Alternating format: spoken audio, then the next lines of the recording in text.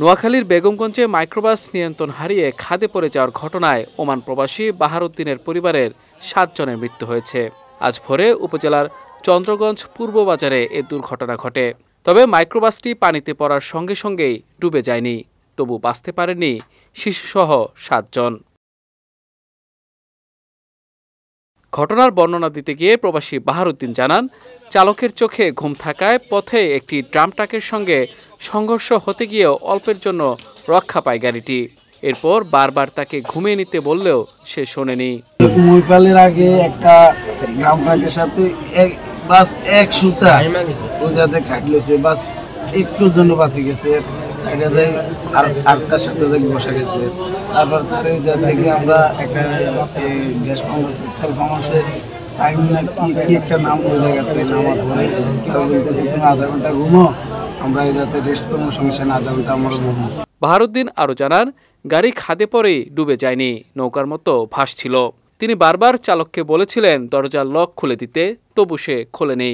এর পরিবর্তে সে জানালা দিয়ে বের হয়ে যায়। পরে জানালা ভেঙে বাহারউদ্দিন সহ কয়েকজন বের হয়ে আসেন। বাকি সবাই মারা যায়। এছাড়া বাহারউদ্দিনের স্বজনরাও জানান, চালক ঝিমাচ্ছিল। তাকে কয়েকবার গাড়ি দাঁড় করিয়ে ঘুমাতে বললেও সে শোনেনি। পথে কয়েকবারই সে ঘুমিয়ে পড়েছিল। এরপর হঠাৎ একসময় ঘুম থেকে উঠে সে গাড়ি পাশের খালে ফেলে দেয়। ড্রাইভার চোখ ঘুম ছিল, প্যাসেঞ্জার যিনি ছিল মুরব্বী, উনি বারবার বলছে আপনার চোখে ঘুম, আপনি গাড়ি বন্ধ করেন, আপনি আঙ্গরে রেস্টে থাকেন, আপনি ঘুম দেন, আঙ্গরে একটু সুযোগ দেন, আমরা জিরে আপনি একটু জিরে আপনি ঘুম দেন, আপনাদের চোখে ঘুম, আপনি গাড়ি চালাইয়েন না। বারবার বলার পরও তিনি কিন্তু গাড়ি চালাইছেন।